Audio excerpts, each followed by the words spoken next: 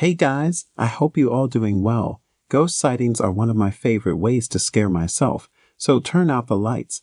Whether you believe in ghosts or not, some of the images captured on film and video are very difficult to disprove, and please guys support me by sharing my radio videos with your friends, and don't forget to subscribe and like. Let's start with the first story.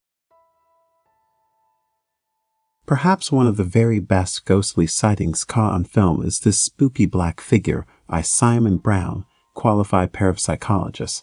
He was spending the day at the old Galleries of Justice with his brother and was simply taking photographs of the building and goal.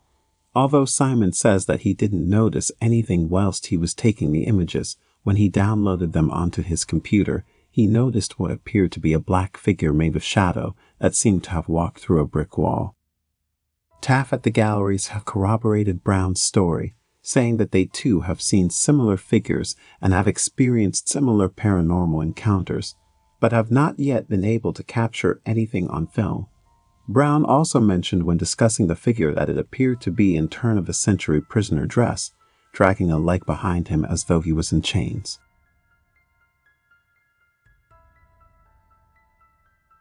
Sightings of ghosts aren't always scary. Sometimes they can bring with them feelings of peace or harmony. Unfortunately, this isn't one of those stories. Kim Davidson was swimming in a lake with a friend and their combined 3 children.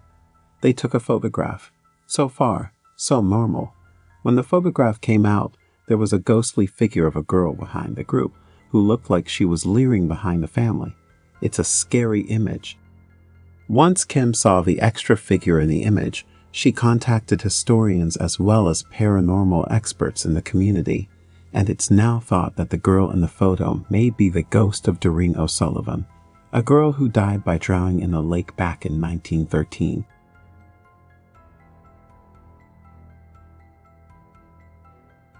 Ghost sightings often include children, and this image is no exception. In this image, a group of friends pose together whilst getting ready for a party. A small child runs crying to the right of the image, and if you can just about see it, there's a small child between the second and third people in the image. Apparently, the reason why the little girl at the right-hand side of the image was crying was because she felt someone push her in the small of the back just a few seconds before the image was taken. But of course, there was no one responsible for pushing her. She'd originally been standing where the ghost is seen in the image, so it seems like the ghost had pushed her out of the way so that he or she could be seen.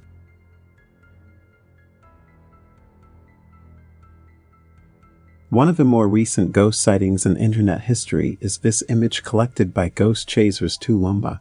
It shows a husband and wife taking their first dance, and it's a lovely photo.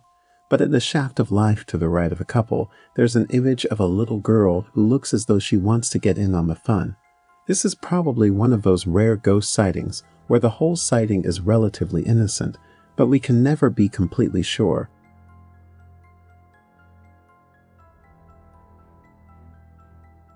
One of the most little-known yet most beloved ghost stories in the UK is this tale from Bournemouth. The Pavilion Theatre is a small community theatre in the town, and back in the 1930s, one of the then leading ladies in a play, unfortunately, lost her life during an accident on stage.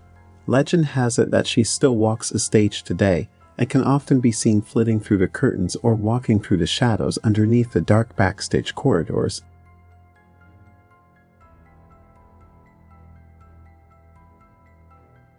One of the very best real-life ghost stories we've ever come across was this creepy tale from a Reddit user. He shared with users on the site that he had started to get messages from an ex-girlfriend through Facebook. So far, so normal.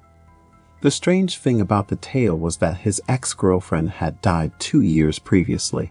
To begin with, he dismissed it as a prank. He thought it might just be a bug or something going wrong with the site until his ex-girlfriend Emily started to tag herself in photographs and statuses with him. When she finally sent her first message to him after Nathan, her boyfriend sent her a message saying he missed her. He was horrified. She said, "Just let me walk." Emily had actually died following a horrific car accident in which she had almost been severed in half, whereby one of her legs was amputated and found in the back of the vehicle. The case is still unexplained.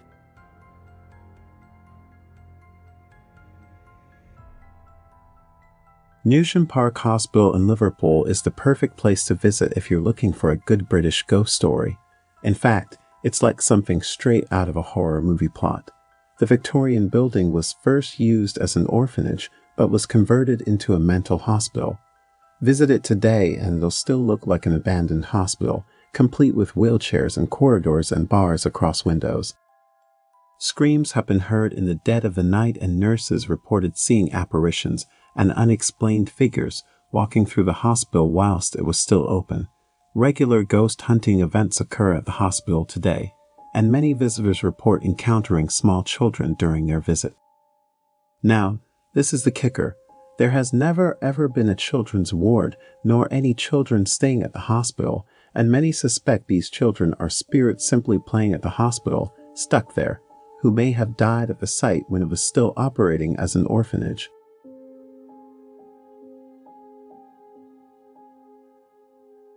Purbeck is a beautiful peninsula located in the county of Dorset, England, and is home to several fascinating ghost stories. Here are a few of them. Corfe Castle. Corfe Castle is an iconic landmark of Purbeck and is said to be haunted by the ghost of Lady Banks. Lady Banks was the wife of Sir John Banks, the owner of the castle during the English Civil War. After her husband was called away to fight, Lady Banks defended the castle against the parliamentarian forces. She was eventually forced to surrender, but her bravery is said to have left a lasting impression, and her ghost is said to still haunt the castle.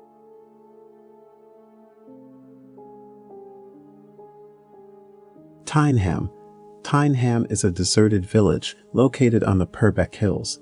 The village was evacuated in 1943 during World War II and has remained empty ever since. Locals believe that the ghosts of the former residents still linger in the village. Visitors to Tyneham have reported feeling an eerie presence, and some have even claimed to have seen apparitions of former villagers.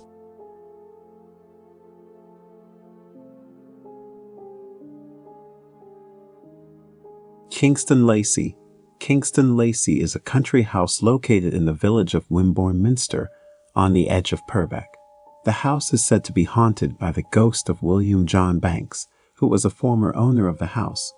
William was exiled from England after being caught in a homosexual act, but he continued to correspond with the housekeeper at Kingston Lacey until his death. Visitors to the house have reported feeling a strange presence in the rooms where William used to stay.